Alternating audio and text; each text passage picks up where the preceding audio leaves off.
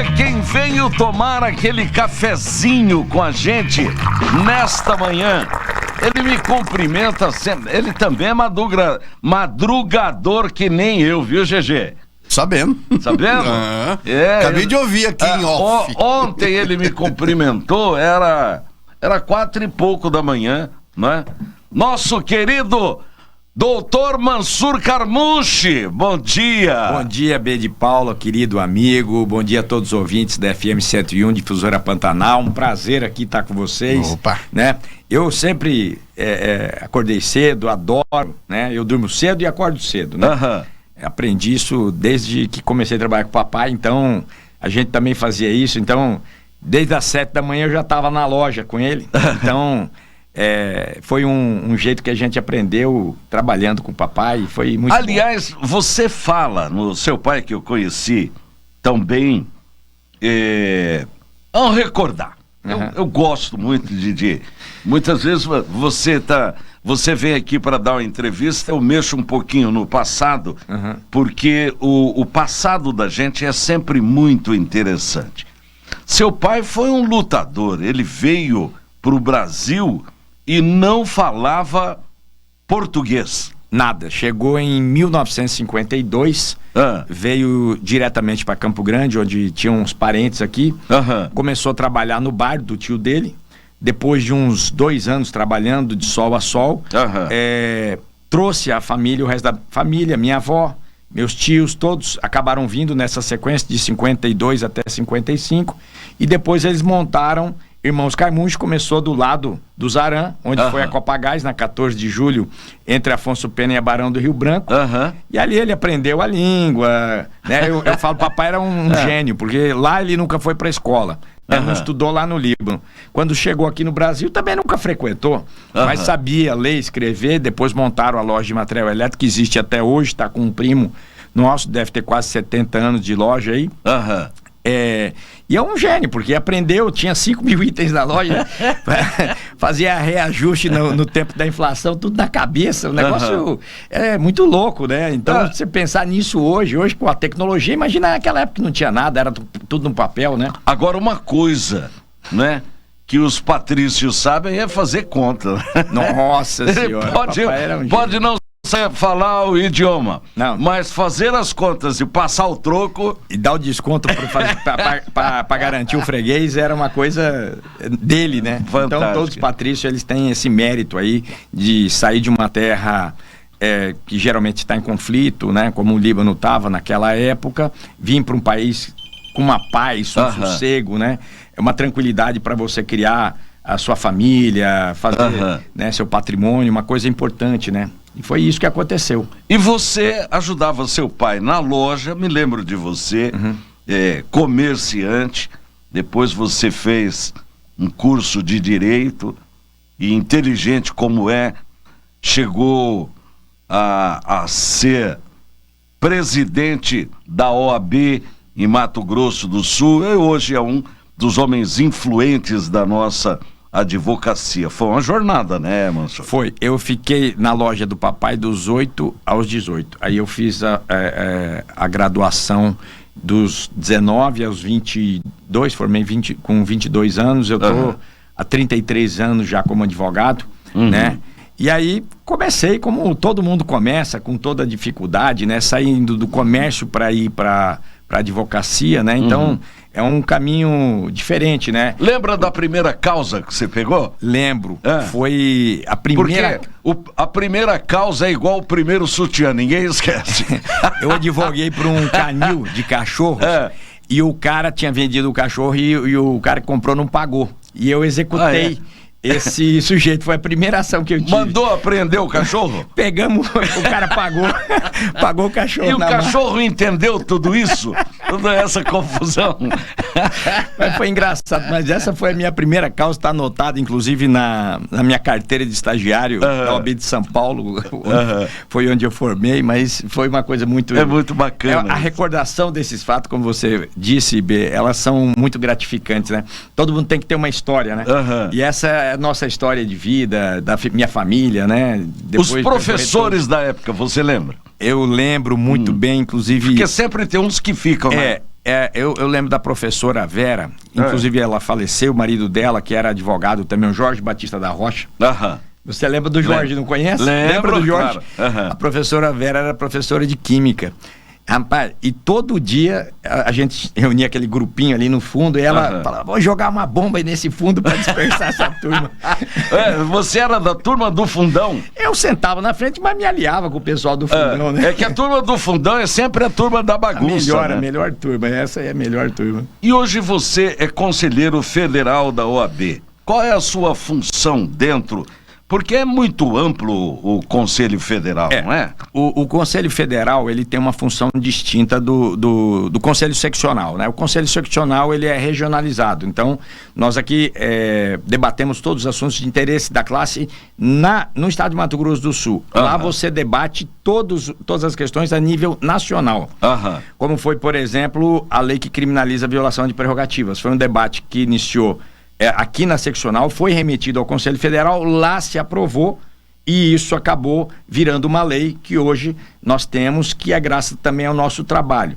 Por exemplo, a cláusula de barreira também foi um trabalho que foi feito pelo Conselho Federal, também tendo o Mato Grosso do Sul como protagonista, inclusive foi o Bito, inclusive o relator, que baixou de 5 para 3 anos o tempo permitido para qualquer advogado participar do Conselho Seccional. Talvez seja uma das maiores conquistas conceituais da OAB, que é a questão da paridade de gênero. Certo. Porque hoje nós temos mais mulheres do que homens integrando os quadros da OAB. Certo. E o que aconteceu? Você não tinha isso significativamente nos conselhos estaduais e nem no Conselho Federal. Então você tinha majoritariamente mais participação masculina. Com a regra da paridade, que é a alteração através da Resolução 5 de 2020, com o voto de Mato Grosso do Sul, inclusive, conduzindo toda a votação, nós estabelecemos a regra da paridade e cota de negro e pardo também, incluído na formação das chapas. Certo. Todas as chapas hoje, obrigatoriamente, têm que conter 50% de homens e 50% de mulheres. Olha, nós estamos conversando aqui nesta manhã com o doutor Mansur Elias Carmucci, o nosso querido doutor Carmucci. O Carmucci, você foi presidente da ordem desde a sua primeira administração até hoje. Quantas novas carteiras foram entregues para essa turma nova que está ingressando na advocacia? Eu conto, desde 2014 foi quando, você lembra, que houve a renúncia coletiva e nós entramos como vice-presidente. Então minha primeira eleição foi como vice-presidente após a renúncia coletiva que houve dentro da OAB. E após a nossa chegada, de lá para cá, nós devemos ter entregue numa média de 1.000 carteiras por ano. Então são 10 anos aproximadamente, 10 mil novos profissionais ingressaram no mercado de trabalho, graças também ao trabalho que nós desenvolvemos. Essas pessoas passaram no exame de ordem, que tem uma participação efetiva também das seccionais, hoje não na elaboração, mas para todo esse acompanhamento que é feito. Então, aproximadamente, acredito que umas 10 mil pessoas. Agora, o mercado absorve tudo isso? Tem mercado para tudo, porque, veja bem, a advocacia, quando a gente fala de advocacia, muitas vezes a pessoa só pensa em processo. Mas o advogado está inserido em todos os contextos onde tem direito. Então, por exemplo, na parte de consultoria, e você vê isso na parte de assessoramento legislativo, em todos os níveis, estou falando de nível federal, estadual, municipal, em todos os níveis, assessoramento jurídico. Então você tem vários nichos onde o advogado está participando. Hoje você não consegue se movimentar hoje sem consultar um advogado. Sim. Então até para casar. Até para casar, depois para separar, para tudo. Então, o advogado profissional, né? Quando eu falo advogado e advogada, eles estão inseridos em todos os contextos. Então, não é simplesmente aparecer dentro de um processo, mas tem a parte de consultoria, que ela é muito grande. Hoje ninguém mais toma nenhuma medida, vai adquirir um imóvel, vai adquirir uma propriedade sem consultar um advogado para fazer todos os levantamentos, e esse é um trabalho profissional, sim. Então, muitas vezes fica adstrito só a pensar que o advogado está atuando no processo, mas ele tem outras funções também que nesse circuito de direito ele está participando. Então não é só a judicialização, por causa disso que o advogado está inserido. Hoje você tem nas redes sociais, quem acompanha aí, vários advogados, eles fazem um estilo coaching, né? Ensinando os próprios advogados, né? Eles ensinam os advogados também como atuar, como gerir o escritório, como fazer todo esse contexto que envolve o direito. Então, tem mercado, sim, para todo mundo. Quem quiser tem espaço. E a Ordem dos Advogados do Brasil tem essa função. Quando você pega a Comissão da Jovem Advocacia, de empreendedorismo, nós fizemos recente, 4º ano seguido, né, de feira de empreendedorismo para advogado. Para ensinar eles a trabalhar, inclusive. Doutor, o juiz ainda lê petição? Ele é obrigado a ler, né? Eu tenho um medo dentro de mim, porque tem muito juiz, desembargador, que usa, né, pessoas para fazer as sentenças e ele só assina. Existe isso mesmo? Veja bem, a gente tem que encarar uma realidade. Num universo de 85 milhões de processos no judiciário brasileiro, falo nível trabalhista, federal, estadual, militar, em todos os segmentos nós temos hoje 85 milhões de processos tramitando. E aproximadamente 14 mil magistrados, em todos os níveis também. Então é praticamente humanamente impossível de ele fazer tudo. Por óbvio, os assessores que são para isso, eles levam já um compilado, o juiz analisa, ele observa, vê se está certo ou não, e depois, isso lá no CNJ, a gente via muito isso, é uma coisa corriqueira. O trabalho de assessoria, senão ninguém teria, igual lá no STJ, cada ministro tem 50 assessores. 50 assessores. Por óbvio, pela quantidade de processos que tem tramitando, você precisa de um trabalho de assessoramento. Não vou dizer...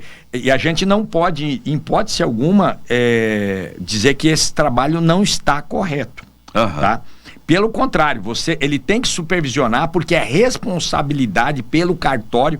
Isso no CNJ, por várias vezes, tiveram julgamentos, a gente acompanhou, inclusive eu fiquei lá 1 ano e meio no CNJ, acompanhando a ministra Rosa, depois o ministro Luiz Roberto Barroso. Então esse trâmite, ele é normal. Ele é um trâmite reconhecido pelo judiciário.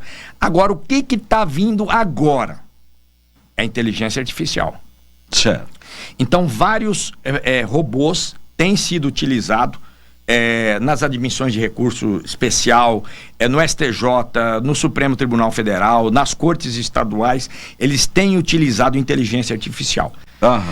Tanto é que o ministro Barroso, numa das últimas sessões que eu tive lá, ele pediu informações a todos os tribunais para que eles informassem quais as inteligências artificiais que estavam sendo utilizadas. Inclusive chegou um questionamento lá de uma sentença que foi feita utilizando o chat GPT. Então, aí houve esse questionamento, ainda está lá sob análise, né? Por óbvio, eu acho que é um caminho preocupante, né? O juiz, ele tem essa característica, né? O ser humano, ele é muito diferente da inteligência artificial. Ele consegue reconhecer erros que às vezes a inteligência artificial não consegue. Né? Ele consegue se arrepender, parar antes, né? A inteligência artificial, você não domesticou ela para aquilo ali. É um robô, né? É um robô, é um robô. Então, lógico que são os dois lados da mesma moeda. Como lidar com 85 milhões de processos? E são resolvidos 35 milhões de processos por ano. Entram, mais 35. Doutor, o Bito Pereira, sim, ele foi apoiado pelo senhor, não é? Continua sendo apoiado. Continua sendo apoiado e ele é candidato à reeleição da Ordem. Qual a sua opinião sobre o mandato do Dr. Bito Pereira frente à OAB de Mato Grosso do Sul. O Bito, ele tem uma característica que se distingue até de mim. Ele é muito dinâmico, trabalha muito, ele é uma pessoa pragmática, resolutiva. Por óbvio, cada um tem a sua característica. Eu falo assim, não adianta você tentar comparar uma pessoa com outra. Cada um tem o seu jeito de administrar, mas ele faz isso com muita maestria. E ele conseguiu, talvez, algumas conquistas. Ele, quando era conselheiro federal, já teve uma participação imensa na parte de legislação, principalmente nessa quebra da cláusula de barreira, na paridade, depois na questão eleitoral. E agora, no mandato dele, ele trouxe, que eu digo, você vê, eu gosto de reconhecer quando alguém faz um trabalho bem feito. Ele trouxe a maior conquista para a advocacia, que foi a isenção de custas processuais para advogados executarem ou cobrarem os seus honorários advocatícios. Isso talvez tenha sido, e eu falo sem nenhum medo, porque ninguém apaga a história de ninguém. Ele tem a história dele, eu tenho a minha, mas foi a maior conquista para a advocacia. E ele conseguiu isso com maestria. Eu tentei, não consegui durante a minha gestão, consegui outras conquistas, mas não trouxe isso. E ele, com um trabalho franco de diálogo, com o próprio Tribunal de Justiça, depois da Assembleia, e o governador sancionou. O que não aconteceu, e vou te falar, com o Mato Grosso. No Mato Grosso, veio do tribunal, passou na Assembleia e o governador não sancionou. Que coisa, né? Não, o trabalho mais difícil, eles conseguiram fazer. E o na hora H... Só tem aqui Goiás e Rio Grande do Sul. São os 3 estados que tem. Doutor, o senhor que acompanhou tão de perto, não é, esse trabalho do Bito na presidência, eu vou lhe conceder 2 minutos para o senhor pedir o voto.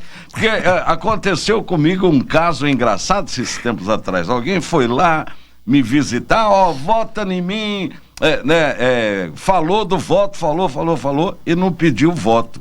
Então, numa campanha, a gente tem que pedir voto, porque senão o eleitor ele fala, mas é só isso, não é? Eu gosto de vir com você, B, e você é uma pessoa super inteligente, gosta de... Obrigado. Você passa uma segurança até para quem você está entrevistando, e isso é uma coisa importante.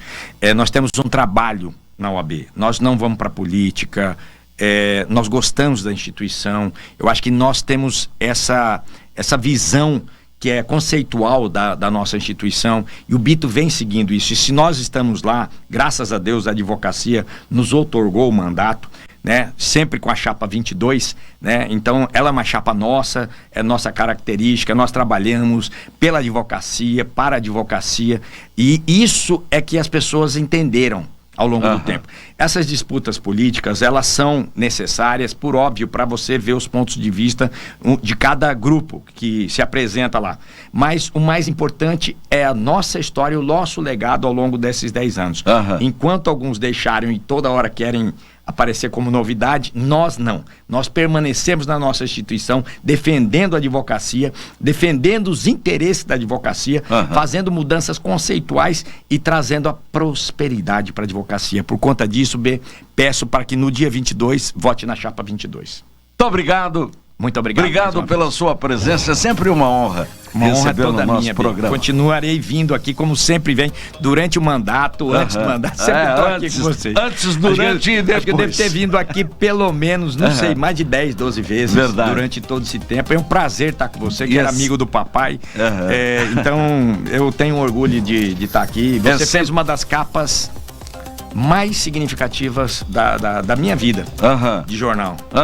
A OAB quer paz. Nunca mais esquecer dessa capa. Boca do povo. Boca do povo, boca do povo. Obrigado, um bom trabalho, uma boa campanha. Muito obrigado. Volte sempre. Sempre estarei aqui. Tá bom? Um abraço. Um abraço também pro Sulender, só para deixar um registro aqui. Levantou cedo hoje. Esse daí levanta meio-dia. Sulender, grande amigo.